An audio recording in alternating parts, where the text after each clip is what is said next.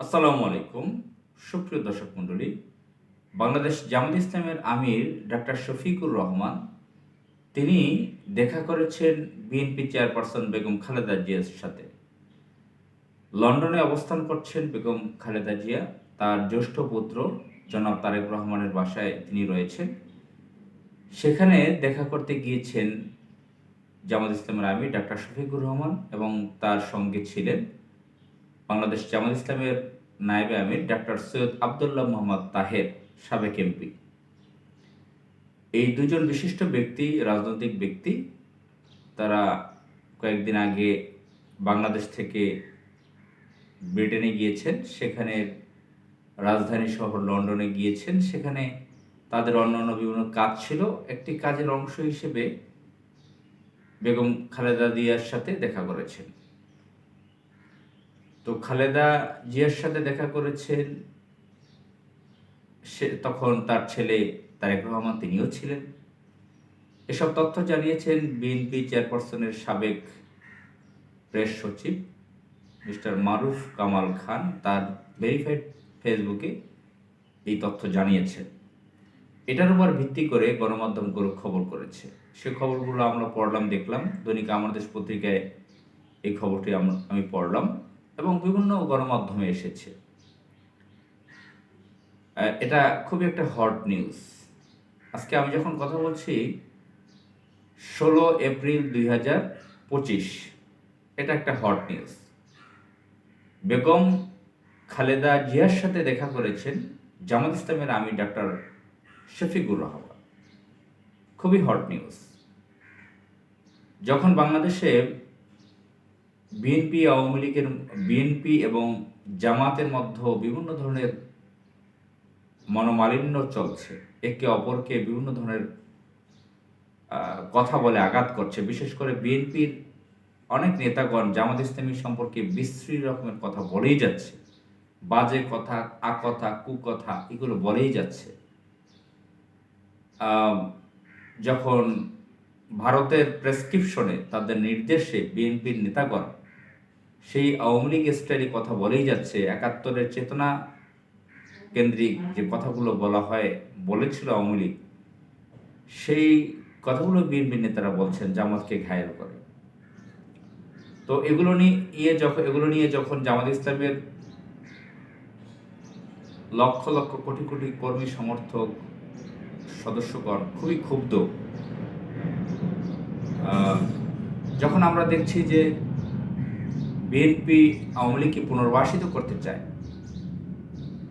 একের পর এক বিএনপির সিনিয়র নেতাগণ জামাতকে ঘায়েল করেই যাচ্ছে বিভিন্ন কথা দিয়ে। ঠিক সেই সময়ে জামাত ইসলামের আমির দেখা করলেন বেগম খালেদা জিয়ার সাথে। তবে আমরা এটা জানতে পারিনি এই দেখা সাক্ষাৎটা কার ইচ্ছে হয়েছে, কিভাবে হয়েছে, কার ইচ্ছে হয়েছে। অনেকে বলতে পারেন জামাত ইসলামের আমির সুদূর ইউরোপে গিয়ে দেখা করেছেন, তাহলে জামাত ইসলামের এই ঠেকে পড়েছে, বিএনপির চেয়ারপারসনের সাথে দেখা করেছে, এগুলো বলতেই পারেন। তবে এমনও হতে পারে যে আমরা জানি না যে বিএনপি চেয়ারপারসন বা বিএনপির থেকে আহ্বান এসেছে, আবেদন এসেছে, অনুরোধ এসেছে দেখা করার জন্য। যেহেতু বিএনপি চেয়ারপারসন নিজে একজন রোগী, একজন বয়স্কা নারী এবং রোগী, অসুস্থ, তিনি লন্ডনে অবস্থান করছেন এবং দীর্ঘ বছর বিএনপির ভারপ্রাপ্ত চেয়ারম্যান জনাব তারেক রহমান তিনি লন্ডনে অবস্থান করছেন, বাংলাদেশে আসতে পারছেন না। তো বাংলাদেশে থেকে জামাত ইসলামী নেতাদের সাথে দেখা করা সম্ভব নয়। হয়তো বা আমরা জানি না বিএনপির চেয়ারপারসন বা জিয়া পরিবার থেকেই কোনো আহ্বান আসছে, কোনো আবেদন আসছে, কোনো অনুরোধ আসছে একসাথে দেখা করার। তো বিএনপির সাথে জামাত ইসলামের একটি অ্যালায়েন্স ছিল, জোট ছিল, যেটাই বলা হোক না কেন, যে ভাষায়, তাদের একটা রাজনৈতিক ঐক্য ছিল, একটি জোট ছিল। আমরা দেখেছি 2001-এ জামাত ইসলামী সরকারের ছোট একটি অংশ ছিল। 2001-এ আওয়ামী লীগকে বিপুল ভোটে পরাজিত করেছে বিএনপি, জামাত এবং আওয়ামী লীগের লোকজন কথায় কথায় জামাত বিএনপি বলে, জামাত বিএনপি বা বিএনপি জামাত। গত ১৬ বছরে এই কথাগুলি আমরা শুনে আসছি, বিএনপি জামাত। ১৯৯৯ সালের পর থেকেই, ১৯৯৯ সালে বিএনপির সাথে জামাতের যখন জোট হয়, তখন থেকেই আওয়ামী লীগের লোকজন বিএনপি জামাত বা জামাত বিএনপি এই ধরনের কথাগুলো বলে ঘায়েল করে। তো আমরা ২৪-এর ৫ আগস্ট পরবর্তী দেখলাম যে বিএনপির অনেক নেতা অত্যন্ত বেপরোয়া হয়ে গেছে জামাতের বিরুদ্ধে। তো এর আগে থেকেই জোট আগের মতো নেই।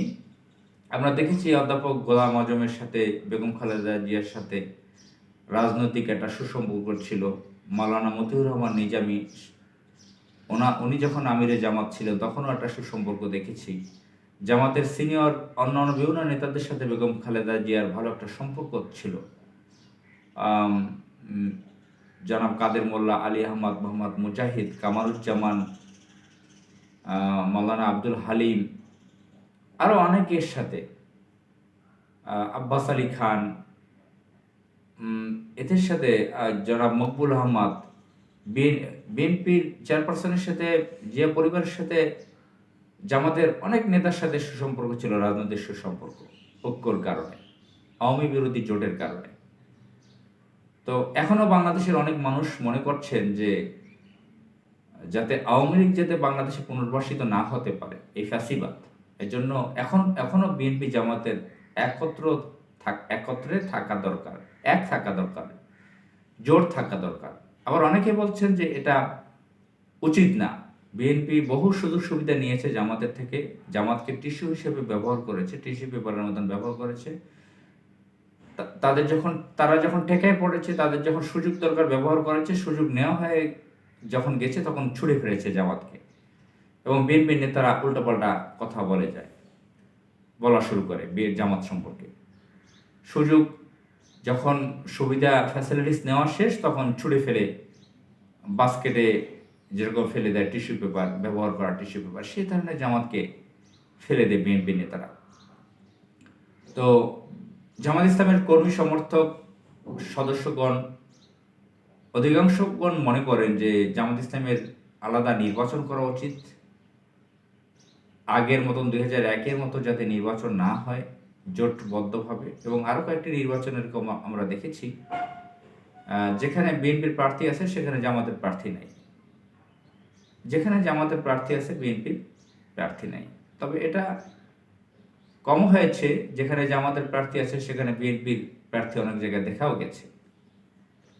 তো বিএনপির লোক তো অনেক শৃঙ্খলা মানে না।